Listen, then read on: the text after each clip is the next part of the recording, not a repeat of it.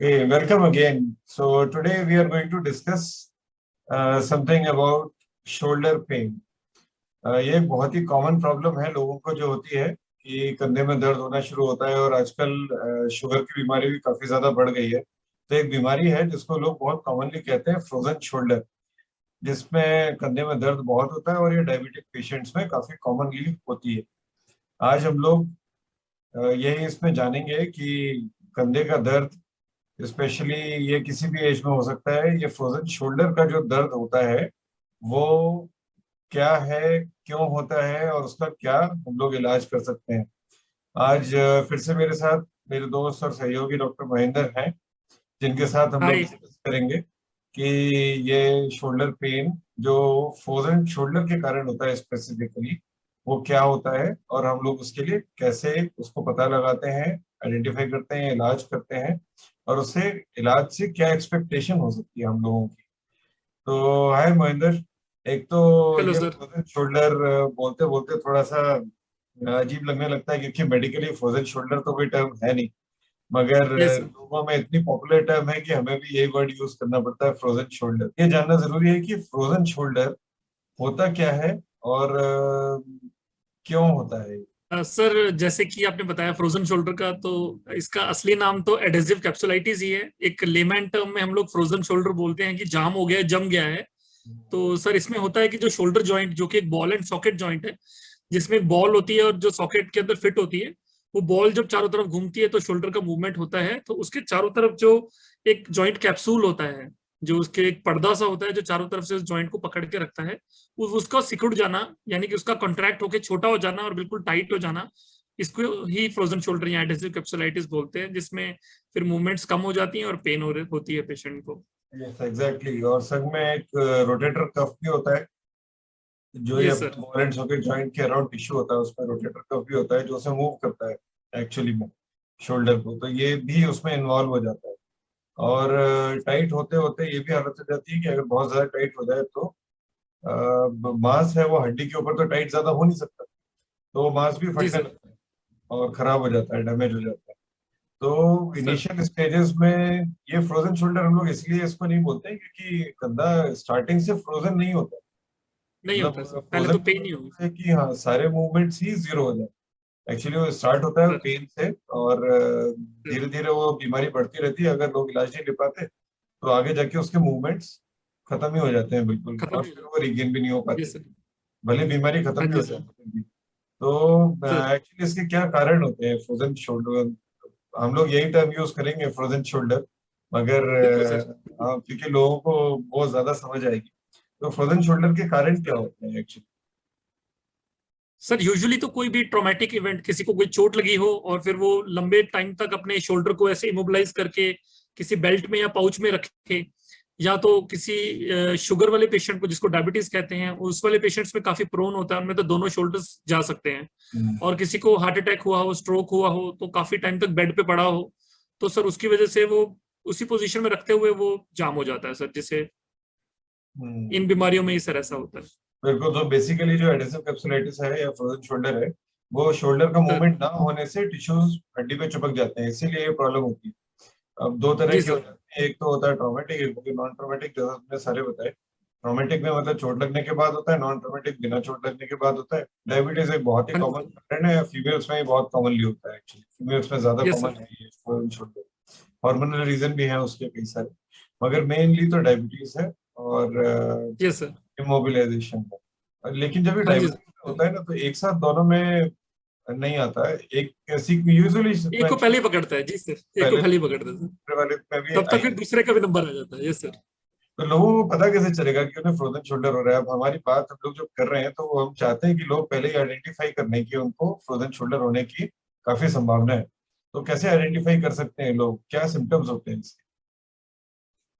Sir, इसमें होता है कि पेशेंट को बहुत सीवियर पेन होती है, जो कि रात को काफी ज्यादा बढ़ जाती है। रात को सोने में काफी दिक्कत आती है इस पेन की वजह से। आदमी उस शोल्डर पे टर्न करके सोना काफी मुश्किल होता है। और रेंज ऑफ मोशन, जिसे कहते हैं कि मूवमेंट भी थोड़ी कम होती जाती है। तो उससे सर लगता है कि कुछ इश्यू है।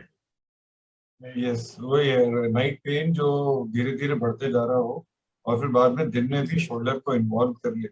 That is the first thing जो इसमें इसमें होती है। और कुछ लोगों को थोड़ा मौसम का भी असर होता है, ठंड में थोड़ा ज्यादा हो जाता है, बट एज सच ये वेदर प्रेडिस्पोजिशन बहुत बहुत स्ट्रांग नहीं है फ्रोजन शोल्डर। हाँ जी सर। और ये स्लोली प्रोग्रेसिव और काफी लंबे समय तक चलने वाला दर्द है। तो आदमी को ध्यान रखना यस चाहिए कि सर। अगर रोज रोज थोड़ा भी दर्द बढ़ रहा है और वो दवाइयों सर से नहीं ठीक हो रहा है, तो ये फ्रोजन शोल्डर होने के काफी ज्यादा चांसेस है। हाँ जी सर। इससे लोगों की नींद भी खुल जाती है।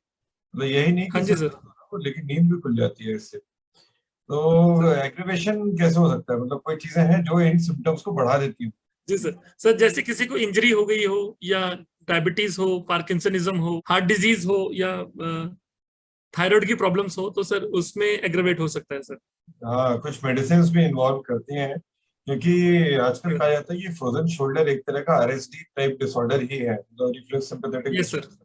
तो जिन लोगों में नर्व सेंसिटिविटी ज्यादा है, कुछ फाइब्रोमाइल्जिया यस सर। केसेस भी, या फिर कुछ जो मेडिसिन होती है जो नर्व की सेंसिटिविटी ऑल्टर कर सकती है, इवन एचआईवी मेडिसिन, तो उन सर पेशेंट्स में भी ये डिसीज होने के काफी चांसेस होते हैं। अब वी नो कि डायबिटीज एक न्यूरोपैथिक कंडीशन, उसमें नसें पहले इन्वॉल्व सर होती हैं, इसीलिए ये भी एक रीजन है कि डायबिटीज में क्यों फ्रोजन शोल्डर काफी कॉमन है। कॉमन है। कॉमन है सर। तो ये चीजें इसमें कॉमन आ जाती हैं। क्या फ्रोजन शोल्डर क्या आर्थराइटिस है?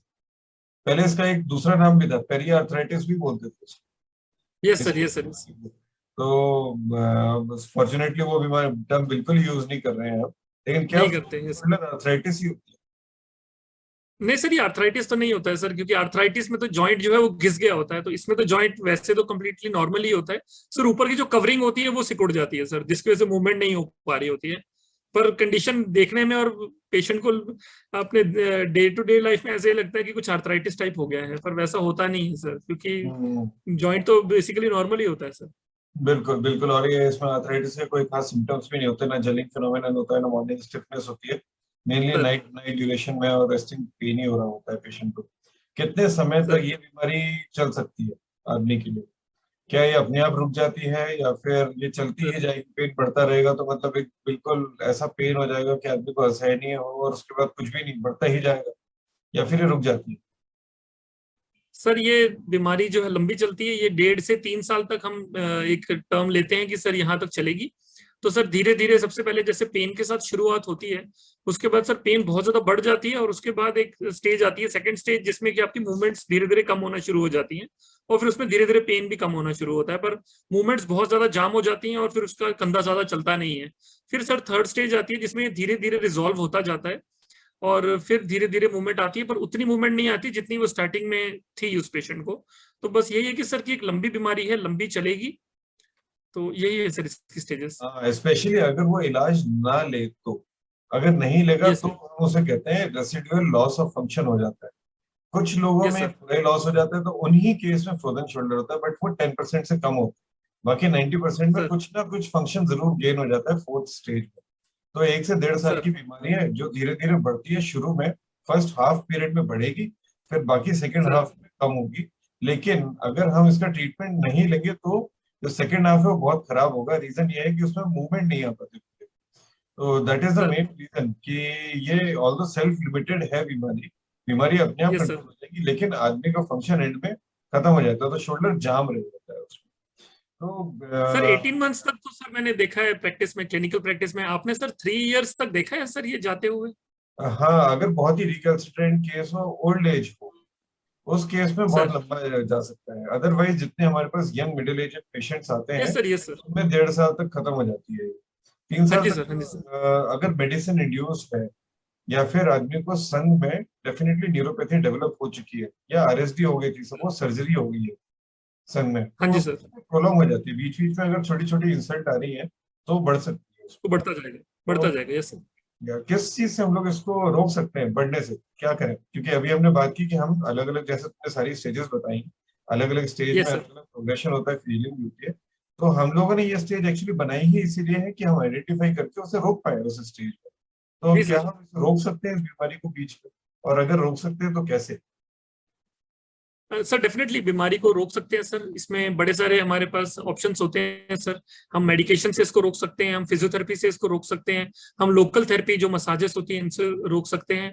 और सर फाइनली एक आर्थ्रोस्कोपिक की होल सर्जरी वाला ऑपरेशन होता है, वो भी एक ऑप्शन रहता है, पर वो काफी लास्ट रिजॉर्ट रहेगा जिन लोगों को काफी ज्यादा प्रॉब्लम है और मूवमेंट आ ही नहीं रही है। तो सर ऐसे मल्टीपल ऑप्शन है सर, इसमें अभी डेफिनेटली रुक जाता है सर। अब एक बहुत बढ़िया क्वेश्चन है इस पे कि अगर हम इसको रोक सकते हैं तो हम इसको सर प्रिवेंट कर सकते हैं कि हो ही ना ये। क्या ऐसी पॉसिबिलिटी है कि ये हो ही ना बीमारी? लोग ये भी पूछ सकते हैं, मतलब अगर हमारे पास इतनी सारी मॉडलिटीज अवेलेबल है कि इसका प्रोग्रेशन रोक दिया जाए तो इसको होने ही ना दिया जाए, क्या ऐसी पॉसिबिलिटी है? सर मेरे पास तो जो पेशेंट्स अभी तक क्लिनिकल प्रैक्टिस में आए हैं सर, वो तो 15, 20, 30 डेज की पेन लेके आते हैं, तो सर तभी पता लग जाता है कि कुछ ऐसा है, तो तभी से स्टार्ट कर सकते हैं। बट सर बिल्कुल होने वाला हो ऐसा तो सर कोई ना तो टेस्ट है सर, ना कोई हाँ नहीं, लेकिन जैसे अपने पास डायबिटिक पेशेंट्स आते हैं जिनको एक कंधे में दर्द हो रहा है और हमें पता है दूसरा भी रिस्क कंधे में, फैक्टर तो है सर ये सर। तो क्या हम दूसरे में होने से रोक सकते हैं? क्योंकि ऐसे पेशेंट ट्रॉमा वाले तो नहीं है क्योंकि उनको तो एक ही शोल्डर में इन्वॉल्वमेंट रहेगा, दूसरे में हार्डली ये कभी सर। स्प्रेड होती है, कभी वैसे यूजुअली नहीं होती, बहुत ही रेयर केसेस में दूसरे में स्प्रेड होती है। अगर ये उसमें सर। आरएसडी कंपोनेंट ज्यादा है, एक्चुअली होते भी दो तरह का है। एक वो होता है जिसमें पेन ज्यादा होता है, रेंज ऑफ मोशन यानी मूवमेंट्स कम रेस्ट्रिक्टेड होते हैं। दूसरा ये होता है जिसमें पेन कम होता है लेकिन मूवमेंट बिल्कुल ही ज्यादा लेकिन रेस्ट्रिक्ट हो जाता है। तो ये ये दो सर। टोटली एक्सट्रीम्स में होता है। तो अगर ऐसा कंपोनेंट होता है जिसमें आरएसडी जैसे पिक्चर है, उस केस में दूसरे ये में भी सर। रिकवर हो सकता है। बट जैसे डायबिटीज में एक कंधे में हो रहा है दर्द और हमने बोला ये सर। दूसरे में भी होने की बहुत ज्यादा चांस होते हैं, नियरली मोर देन 80 ये 85 सर। परसेंट होते हैं। तो क्या हम उसे होता है प्रिवेंट सर। कर सकते हैं अभी? सर एक्टिव फिजियोथेरेपी करके और अपना सर्विलेंस करके कि नहीं हमें मतलब होने ही वाला है, कि हमें थोड़ा सा उसमें कॉशियस रहना है कि दूसरा भी एट रिस्क है, तो अपना हाँ, मूवमेंट्स बिल्कुल ही एक्टिव रखेंगे सर। अभी वही है कि हम लोग पूरी तरह से तो रोकने में सक्षम नहीं हो पाए क्योंकि इसके एग्जैक्ट कॉज सारे पता नहीं है। इसके लिए बहुत सारी थ्योरीज है लेकिन रियल यस रीजन सर। क्या है कि क्यों डेवलप होता है ये अब तक पूरा पता नहीं है किसी को भी। तो हम लोग यस सर। जितना पॉसिबल है उतना कोशिश करते हैं कि दूसरे में एटलीस्ट इम्पैक्ट कम हो, लेकिन उसे प्रिवेंट नहीं कर यस सर। सकते। अगर राइट में हो गया तो लेफ्ट में हो बिल्कुल ही सर। ना ऐसा बिल्कुल नहीं सर। कर पाते। हाँ, लेकिन उस बीमारी का बिल्कुल सर। इम्पैक्ट कम से कम हो इसलिए वो काम कर सकते हैं। तो इसकी अपने यस सर। पास मोडालिटीज तो हमने है वैसे, मगर फिर भी एक बार कंसाइज तरीके से अपने व्यूअर्स को, दर्शकों को बताते हैं कि इसकी मोडालिटीज क्या क्या होती है ट्रीटमेंट। तो सबसे पहली तो हो गई अपनी मेडिकल थेरेपी, जिसमें हमें यस मेडिसिन सर। देनी होती है क्योंकि इसमें कैप्सुलाइटिस भी है और साइनोवाइटिस भी है और उनका यस एडिशन है, सर। टिश्यूज छोटे हो रहे हैं प्लस फटने लग रहे हैं यानी उनकी क्वालिटी भी खराब हो रही है। तो एंटी सर। इन्फ्लेमेटरी मेडिसिन का काफी रोल है। अगर वो मेडिसिन काम नहीं कर पाए, जैसे एंटी इन्फ्लेमेटरी मेडिसिन नहीं काम कर पा रही है, तो हम इवन इंजेक्शन दे सकते हैं। स्टीरॉइड का यस सर। इंजेक्शन होता है, स्टीरॉइड से भागना नहीं चाहिए क्योंकि लोकली एक्टिंग स्टीरॉइड होता है, वो पूरी बॉडी में असर नहीं डालता है। लेकिन स्टीरॉइड यस एक सर। बहुत ही पावरफुल एंटी इन्फ्लेमेटरी मेडिसिन है, तो उसका यस सर। इफेक्ट काफी अच्छा रहता है। इसके अलावा हम हीलिंग के लिए मेडिसिन दे सकते हैं, कई सारे सप्लीमेंट्स आते हैं। फिर इसकी प्रोग्रेशन प्रिवेंट करने के लिए एंटीऑक्सीडेंट्स वगैरह दे सकते हैं। अगर आरएसडी वाला कंपोनेंट ज्यादा है तो उसके लिए वो न्यूरल मेडिसिन और न्यूरोपैथिक मेडिसिन दे सकते हैं। यस सर दे सकते हैं। लेकिन हमेशा कंबाइन करते हैं हम लोग फिजियोथेरेपी से, बिना उसके तो ये कभी मेडिसिन काम ही नहीं करेंगी। तो नहीं ठीक होंगे। Yes sir. बिल्कुल जो फिजियोथेरेपी देनी है देनी है। Along with this local therapy, जिससे मसल्स वीक होने लगती हैं इसमें, तो टोनिंग सर। थेरेपी की जैसे मसाज है और वो फिजियोथेरेपी एक्सरसाइजेज है प्लस स्टेबलाइजेशन एक्सरसाइजेज है। बेसिकली मसाज देना लोकल थेरेपी बहुत इफेक्टिव होती है। और संग में हम लोग आइस या हॉट फोमेंटेशन दोनों में से कुछ भी एक चीज दे सकते हैं डिपेंडिंग ऑन पेशेंट को क्या बेनिफिट मिल रहा है, क्योंकि कई बार कहा जाता है इसमें आइस ज्यादा फायदा करती है ठंडा, बिकॉज सर। इन्फ्लेमेशन। मगर मैंने हाँ जी अपनी सर। देखा है कि मेजोरिटी पेशेंट्स को हॉट फर्मेंटेशन से ज्यादा फायदा हो रहा होता है, मोस्ट लाइकली बिकॉज टिश्यू थोड़े से सॉफन आउट हो जाते हैं, सॉफन होते हैं। मगर सर आइस हमेशा फायदा दे ये मेरे को मिला नहीं, मगर लिटरेचर वाइज और थ्योरी में हम लोग भी पहले ही पढ़ते थे कि आइस ही देनी चाहिए जो आईसी दिन है। Yes sir. फायदा करती है। अब इन सब के अलावा हमारे पास इंटरवेंशनल मोडेलिटीज रह जाती हैं फिर, जिसमें इंजेक्शन है।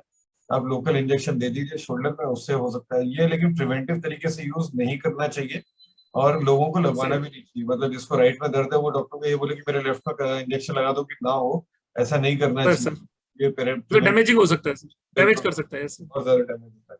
अब अगर इन सब से नहीं रुके, इतना कर लें, सर तो क्या पॉसिबिलिटी है अभी और कोई ट्रीटमेंट देने की? या फिर अगर सपोज पेशेंट बोलता नहीं मेरे को स्टेरॉइड लगवाना ही नहीं, कई लोग स्टेरॉइड से बहुत ही सर ज्यादा डरे होते हैं, ऑल्दो हम कितना भी यहाँ बोले कि सेफ है, लेकिन कई लोग होता है मेंटली बस स्टेटस एक बना होता है कि हम स्टेरॉइड लगवाएंगे ही नहीं। तो उन केसेस में यस क्या सर, पॉसिबिलिटी है कोई और इंजेक्शन वगैरह यूज करने की? क्योंकि सर स्टेरॉइड इंजेक्शन का सर थोड़ा फोबिया तो रहता ही है, क्योंकि सभी कहते हैं कि इसका बॉडी पे क्या असर पड़ेगा। इवन लोकली दे रहे हैं तो भी सर लोग ऐसा सोचेंगे ही। हाँ सर, इसमें थोड़ा सा चांस तो होता है, क्योंकि एक ब्लाइंड इंजेक्शन होता है, तो अगर सपोज वो जॉइंट के बजाय अगर मसल के अंदर चला जाए तो मसल में टीयर हो सकता है, और उसके चांसेस बहुत ही कम होते हैं सर। तो पर फिर भी सर एक बायोलॉजिकल इंजेक्शन जिसे हम पीआरपी आजकल बहुत ही ज्यादा सर फेमस है हमारे ऑर्थोपेडिक प्रैक्टिस में, जिसको हम प्लेटलेट रिच प्लाज्मा कहते हैं, अपने ही ब्लड से उसको सेंट्रीफ्यूग करके तो प्लेटलेट्स बनाए जाते हैं, कॉन्सेंट्रेट किए जाते हैं और लोकली वहां लगाए जाते हैं। तो वो भी सर वहां की लोकल बायोलॉजी को सर अफेक्ट करता है और प्रमोट करता है सर हीलिंग को। ये बेसिकली पीआरपी का रोल हीलिंग की साइड हो जाता है, और जो स्टेरॉइड सर का रोल है वो मेनली कैप्सुलाइटिस और साइनोवाइटिस को कम करने के लिए, इन्फ्लेमेशन कम कम करने करने के के लिए। लिए सर। तो मेनली जो स्टेरॉइड है ना वो बीमारी को बढ़ने से रोकेगा, मगर पीआरपी का जो सर इंजेक्शन है वो बीमारी को हीलिंग की तरफ लेके जाएगा। तो इन दोनों के रोल अलग अलग है, मगर अगर लोग सर डरते ही हैं बहुत ज्यादा तो फिर पीआरपी यूज कर ही लेते हैं, क्योंकि उसका भी थोड़ा बहुत जी एंटी सर, इंफ्लेमेटरी इफेक्ट थोड़ा सा रह जाता है उसमें, वो भी है। सर और सपोज अगर हमने ये सब ट्राई कर लिया और पेशेंट को नहीं फायदा हो रहा है, हमारे पास काफी लेट आया था, स्टेज 3 में आया, और आरएसडी सर ये कंपोनेंट ज्यादा है कि मतलब उसमें पेन भले ही कम हो लेकिन स्टिफनेस बहुत ही ज्यादा हो गई है, मूवमेंट्स बिल्कुल ही रेस्ट्रिक्ट हो गए, तो क्या कोई और मोडेलिटी है जिससे हम लोग थोड़ा इम्प्रूवमेंट दे सकते हैं पेशेंट को सिम्टोमेटिकली या फंक्शनली? Yes sir. सर क्योंकि पहले ही बताया था सर कि ये एक टाइम लिमिटिंग डिजीज है सर, धीरे धीरे ठीक होने की तरफ जाएगा, पर फिर भी सर कुछ ऐसे पेशेंट्स रहते हैं कि जिनको सर बहुत ही सिवियर ऐसा रहता है और मूवमेंट भी कम ही रहती है। तो सर उनके लिए एक छोटी सी सर्जरी जिसे हम आर्थ्रोस्कोपिक कीहोल सर्जरी कहते हैं, उससे सर हम लोग वहां पे जो एंटीरियरली जो आगे वाली साइड होता है शोल्डर का, वहां पे जहाँ पे कैप्सूल टाइटन होता है उसको थोड़ा सा रिलीज कर सकते हैं सर। अलॉन्ग विद थोड़ा साइनोवियम को साफ कर देंगे तो सर उससे मूवमेंट रिगेन हो सकता है और पेन भी कम हो जाएगा सर। बट सर इसकी जो टाइमिंग है उसको लेके थोड़ा सा वो है कि क्योंकि कुछ लोग सर अपनी क्लिनिकल प्रैक्टिस में स्टार्टिंग में ही विद इन 3 to 6 months में ही या 1 to 3 months में ही करते हैं आर्थ्रोस्कोपिक ऑपरेशन का यूज। तो सर पर मैंने जो लिटरेचर में और जो क्लिनिकल प्रैक्टिस में देखा तो सर वो 8 to 9 months ही लेते हैं, जब बिल्कुल सारी मोडेलिटीज फेल हो गई हैं और मूवमेंट भी कुछ खास आया नहीं और पेन भी काफी ज्यादा है। थोड़ा कंट्रोवर्शियल है सर कि कब करना है यूज सर, इसलिए। हाँ एब्सोल्युटली, लेकिन ये समझना जरूरी है कि आर्थ्रोस्कोपी एक बहुत ही इफेक्टिव मोडेलिटी है इसके लिए, अगर बाकी चीजें काम नहीं कर रही हैं तो। टाइमिंग को लेके कंट्रोवर्सी जरूर है, लेकिन सबसे पहला बेनिफिट आर्थ्रोस्कोपी का तो ये होता है बिकॉज पानी काफी प्रेशर में इंजेक्ट करते हैं तो capsule yes dilute sir, yes होता है, सर। तो जो एडेसिव हाइड्रोथेरेपी टाइप हो जाता है। तो बेसिकली जो कैप्सूल है उससे खुलने से दोबारा से मूवमेंट रिगेन हो सकते हैं। बाकी जो टाइटन होता है सर जैसे तुमने बताया इंटीरियर, उसे हम कट कर सकते हैं। तीसरा साइनोवियम सर निकाल सकते हैं, इसमें साइनोवियम बहुत ज्यादा प्रोलिफिक, बहुत ज्यादा बढ़ जाती है जॉइंट पे, और वो जी भी सर, जी डैमेज सर। कर रही होती है अंदर के टेंडन को भी और कार्टिलेज को भी, तो उसको भी निकाल सकते हैं। तो ओवरऑल एक बहुत ही अच्छी मोडेलिटी है। जो लोग पहले यूज करते हैं आर्थ्रोस्कोपी, मतलब with in starting of the disease उसी में जो लोग कर देते हैं, उनका बेसिकली रेशनल ये है कि बाद में जाके थोड़े टीयर डेवलप हो जाते हैं, कोलेजन जो होता है टिश्यू जो कैप्सूल है उसका उसकी क्वालिटी खराब हो जाती है। तो वो लोग ये सोचते हैं, ये सोच के कि हम लोग इस प्रोग्रेशन को ही प्रिवेंट कर दें, टीयर होने से सर पहले ही अगर आर्थ्रोस्कोपी कर दें तो जो अल्टीमेट क्वालिटी रहेगी टिश्यू की वो अच्छी रहेगी। हो हाँ सकता है जी ये सर। थॉट प्रोसेस है, अपना स्कूल है, ये लोग कर सकते हैं, मतलब करा जा सकता है, और इनफैक्ट कई जगह पे प्रमोट भी हो रहा है ये। सर इसमें आपकी क्लिनिकल प्रैक्टिस में मैंने क्या आप हमेशा कैसे सर? मैंने हमेशा बेसिकली ऐसे डिसाइड किया है कि अगर मूवमेंट काफी ज्यादा रेस्ट्रिक्टेड है, जो अब पेशेंट खुद फिजियोथेरेपी से नहीं खोल सकता क्योंकि उसे पेन बहुत ज्यादा है, या यस फिर सर, वो आरएसडी यस टाइप पेशेंट है जिसमें रेस्ट्रिक्शन इतना ज्यादा है कि वो नहीं कर पाएगा, और आरएसडी में तो बोन भी वीक हो जाती है, अगर हम जबरदस्ती यस सर। उसको मूवमेंट करने के लिए बोलेंगे तो फ्रैक्चर होने के भी चांसेस है। फ्रैक्चर हो सकता है, जी सर, जी सर। बेसिकली इन दो कंडीशंस में मैं सोचता हूँ कि आर्थ्रोस्कोपी ही एडवाइस कर देना बेटर है, बजाय कि उस पेशेंट को मेडिसिन का बर्डन दें और फिर वेट करते रहें, और रियली वो शोल्डर एक फ्रोजन शोल्डर में ही डेवलप होता है पूरी तरह। इसलिए यस सर। इन कंडीशंस में मैं हमेशा कोशिश करता हूँ कि आर्थ्रोस्कोपी अर्ली सर्जरी के लिए सर। बिल्कुल अर्ली भी ये बेसिकली मैं क्लिनिकली, ये तो क्लिनिकल इवेल्युएशन हो गया पेशेंट का। अब ये जिस भी टाइम पे फिट हो जाए, अगर शिफ्ट के 3 महीने में भी हो रहा है तो 3 महीने में भी एडवाइस कर सकते हैं, yes sir, yes sir. Late develop हो रहा है तो लेट भी एडवाइस कर सकते हैं। तो क्लिनिकल इवेल्युएशन का थोड़ा सा ज्यादा लॉजिकली मैंने डिवाइस किया हुआ है अपना सर्जरी एडवाइस को। तो इस हाँ जी सर्जरी सर। के बाद पेशेंट क्या एक्सपेक्ट कर सकता है, मतलब बेड रिटर्न होने का तो खैर इसमें सवाल नहीं है, क्योंकि पेशेंट के सर, नॉन इसमें सर्जरी नहीं हो रही। मगर फिर भी कब तक उसे रेस्ट करना पड़ेगा, कितनी लंबी सर्जरी हो सकती है, सर्जरी पेनफुल होती है नहीं होती है, बहुत कॉमन क्वेश्चन है, कितनी मेजर सर्जरी है। अब चम्मच कब उठा सकता है, ग्लास कब उठा सकता है, वेट कब उठा सकते हैं, इस टाइप के क्वेश्चंस रहते हैं। तो हम लोग इस पे डिस्कस करते हैं कि ये सर्जरी के बाद क्या एक्सपेक्ट कर सकता है पेशेंट, कि कितना पेन होगा, कितना पेन होगा। सर क्योंकि क्योंकि सर आर्थ्रोस्कोपी की होल सर्जरी है, तो सर मैक्सिमम 1 आवर तक का टाइम सर एडिक्वेट है इसमें, जिसमें कि पूरा जॉइंट वहां से आगे से साफ किया जाता है और जहां पे भी टाइटनेस लगती है उसको रिलीज किया जाता है। दूसरा सर, जब ऑपरेशन चल रहा होता है तो उसी में ही सर एक ब्लॉक दिया जाता है, जिससे कि 6 to 8 आवर्स तक पेन बिल्कुल नहीं रहता है सर। तो पोस्ट ऑपरेटिव में पेशेंट काफी कंफर्टेबल रहता है। और सर 2-3 डेज का स्टे रहता है सर पेशेंट का। पहले दिन से ही पेशेंट आउट ऑफ बेड हो जाता है, पूरा मूवमेंट कर सकता है अपने। उसे सर डिस्करेज करना है कि अपने शोल्डर और एल्बो में कोई पाउच या कोई सर स्लिंग लगाने के, उसको बस यही कहना है कि पूरा मूवमेंट पहले दिन से ही शुरू करे। और सर उससे फिर जैसे जैसे वो मेहनत करेगा तो may be sir with in 3 months का हम एक टारगेट और गोल रखते हैं कि उसमें उसको काफी हद तक सर रिलीफ हो जाना चाहिए। बिल्कुल, तो इसमें सबसे इम्पोर्टेंट चीज ये है कि इसमें हम लोग रेस्ट्रिक्शन नहीं देते। यूजुअली सर्जरी करने के बाद आर्म पाउच वगैरह या स्लिंग लगा देते हैं, लेकिन इस केस में हम लोग उल्टा करते हैं। नहीं दिन। सर्जरी होने के यस बाद ही सर, अगले यस। दिन बिल्कुल हाथ पूरा चलाना शुरू करवा देते हैं। तो ये एक तरह जी से सर। बिल्कुल अलग मोडालिटी हो जाती है इसमें। डेफिनेटली ये बहुत बढ़िया एक डिस्कशन था शोल्डर पेन को लेके, क्योंकि ये काफी कॉमन है। बढ़ते बढ़ते अब शोल्डर पेन भी बहुत कॉमन होने लगा है, जिसमें फ्रोजन शोल्डर एक लीडिंग कॉज है दर्द होने का लोगों सर, को। तो हो सकता है और मैं उम्मीद रखता हूँ कि ये जो आज का डिस्कशन था हमारा, इससे लोगों को काफी जानकारी मिली होगी कि कंधे के दर्द के लिए कैसे उसको पता लगाएं, कैसे सलाह लें, क्या क्या चीजें उसके बारे में हम लोग इलाज करने के लिए यूज करते हैं, और किन बातों का ध्यान रख के हम इस बीमारी को बढ़ने से बचाएं, और निगलेक्ट ना करें किसी भी कंधे के दर्द को, क्योंकि अगर निगलेक्ट करते हैं तो वो कम्प्लीटली फ्रोजन शोल्डर में कन्वर्ट हो सकती है। बल्कि ये बीमारी ऑल्दो सेल्फ लिमिटिंग है, लेकिन इसे पहले ही हम सही इलाज लेके रोक सकते हैं। तो all yes the sir. As always, मेरे और डॉक्टर महेंद्र दोनों की तरफ से to all the thank you viewers. Sir.